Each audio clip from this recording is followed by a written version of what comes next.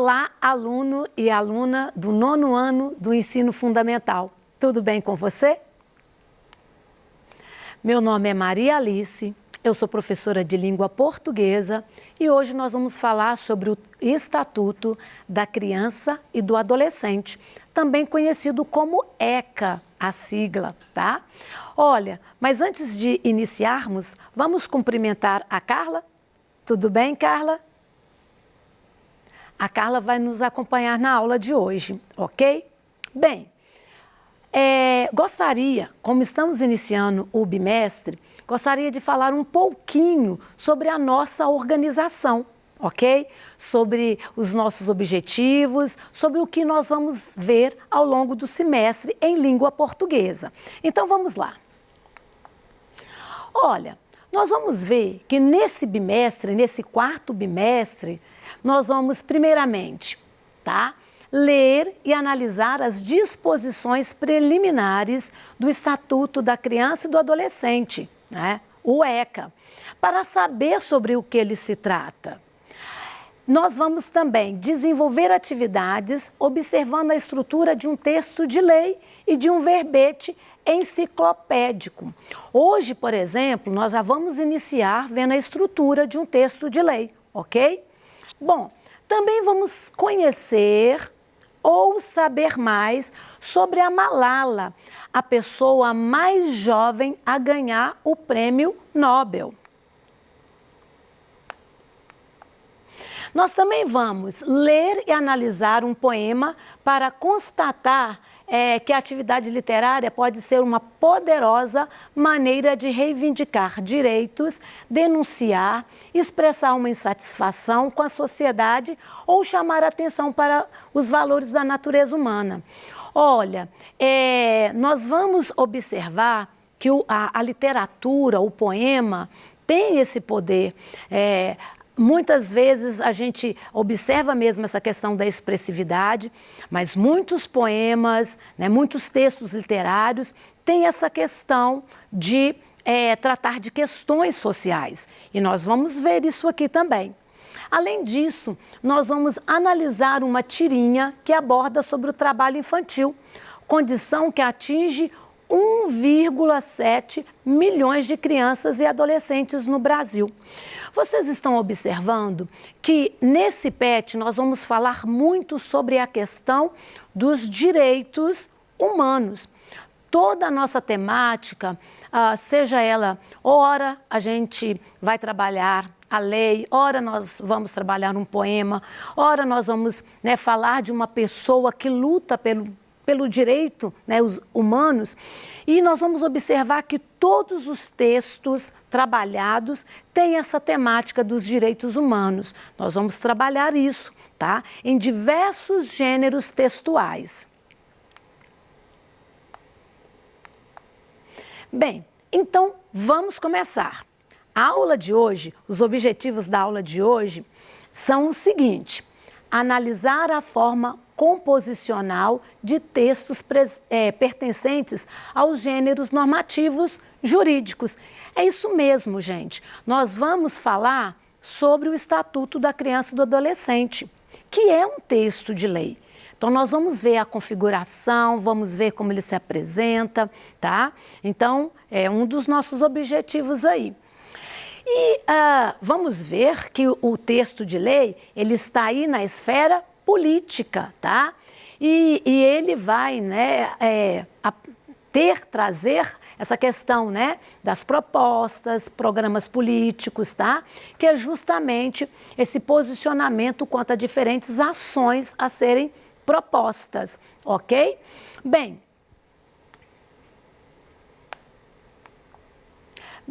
então vamos falar do Estatuto da Criança e do Adolescente. Vamos ver o que é, né? Qual que é o seu papel, a sua função. Então vamos lá. Olha, gente, como eu disse, o ECA, tá? Vou chamar de ECA, que são, né, as letrinhas aí do Estatuto da Criança e do Adolescente. Bem, então nós vamos ver que o ECA é um texto jurídico, tá? Que tem como objetivo a questão da proteção integral da criança e do adolescente. Nós vamos observar que o ECA, no ano de 2021, completou 31 anos, ok? Bem, olha só, gente, quando então falamos do Estatuto, o que nós temos que ter em mente? Nós vamos ver que o ECA tem esses mecanismos de proteção nas áreas da educação, da saúde, do trabalho e da assistência social, tá? Então, com o ECA ficou estabelecido o fim da aplicação de punições para adolescentes. Gente, antes do ECA, a criança, o adolescente era tratado como se fosse um adulto, ok? Então, era punição. Com o ECA, nós vamos ver que isso mudou. Então, um grande avanço nas questões de proteção dentro daquilo que nós estamos falando, dos direitos humanos, ok? E aí, nós vamos observar, né, que essas punições, elas eram aplicadas em caso aí do desvio de condutas, né? E hoje, o que nós vamos observar, que não vai ter essa questão dessa punição, mas nós vamos observar que nós teremos as medidas socioeducativas, ok? No caso, quando acontece esse cometimento de atos infracionais. Bem, como eu disse para vocês, a data, né, em que o ECA foi, né, promulgado, 13 de julho de 1990. O ECA é a Lei 8.069, tá? E nós vamos ver, como eu já disse, né, que é um marco regulatório, né? Nós que vivemos em sociedade, nós precisamos, né, das leis para nos orientar, guiar. Toda a sociedade precisa disso. Bem, como eu estava falando, então a lei é um princípio, é um preceito, né? É uma norma que vai estabelecer as regras. Muitas vezes a gente acha que a vida seria muito legal sem normas, mas isso não é verdade, porque as normas, elas nos ajudam nessa organização da nossa vida, daquilo que a gente deve ou não fazer, ok? Então não acreditem que a vida seria muito boa sem lei, sem normas. Isso não é verdade. A gente precisa disso para a boa convivência, ok? Então, olha só, nós já falamos aqui em outras aulas, por exemplo, sobre a receita, né? Vocês vão falar, nossa, ela sai da lei e vem para a receita? Por que eu estou falando isso? Porque a lei, ela também faz parte ali do texto injuntivo. Só que há uma diferença. E eu estava falando da receita. O que acontece? Na receita, nós podemos ou não seguir um ou outro aspecto daquilo que é descrito, daquilo que está ali sendo enumerado. Já a lei, não. É por isso que eu queria chegar aí. Tanto a lei como a receita culinária são textos injuntivos, só que a lei não tem como não fazer. Por isso que ela recebe aí esse outro, né, esse outro nominho que é o prescritivo. Ou seja, a lei ela vai colocar essa questão do ordenamento, dessa obrigação imposta. Por quê? Porque nós temos essa questão mesmo de controlar os comportamentos e as ações dos indivíduos. Por quê? Quando nós vivemos em sociedade, a gente não pode fazer qualquer coisa. Nós temos que pensar no coletivo, nós temos que pensar no todo. Então, é nesse aspecto que as leis aí, né, é o papel delas. Bom, voltando à questão do ECA e a linguagem. Como eu tenho um texto de lei, nós vamos observar que o estatuto não pode, o texto não pode ter ambiguidade, tá? As pessoas não podem ter dupla interpretação. Por isso, o texto precisa ser objetivo. A linguagem, ela precisa ser clara. Todos têm que entender a mesma coisa.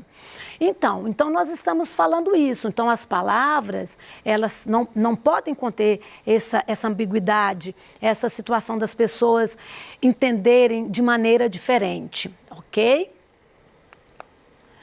E nós vamos observar que lá no texto, tá? lá no Estatuto, nós teremos duas palavrinhas que é bom a gente saber do que se tratam. Então, a primeira palavrinha é a questão, né, dos direitos, tá? Então, fala assim, olha, o Estatuto da Criança e do Adolescente diz que os direitos expressos nessa lei se aplicam a todas as crianças e adolescentes, e o artigo 4 diz que é dever da família, da sociedade e do Estado assegurar a todas as crianças esses direitos. Então, vamos ver o que significa direito e o que significa dever? Então, gente, direito é a norma que reconhece e protege a dignidade de todo ser humano, tá vendo? Então, é direito, tá? Então, nós temos isso, lá no ECA vai falar, toda criança tem o direito de brincar, tá vendo? É uma norma que reconhece e protege.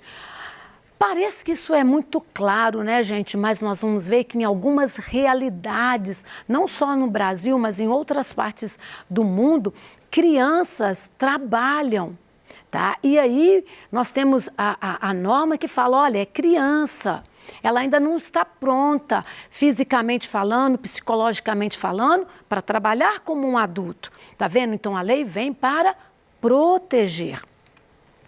Olha, e aí o dever é a obrigação em relação a algo, alguma coisa, ou ter de submeter-se a leis, circunstâncias, regras e normas.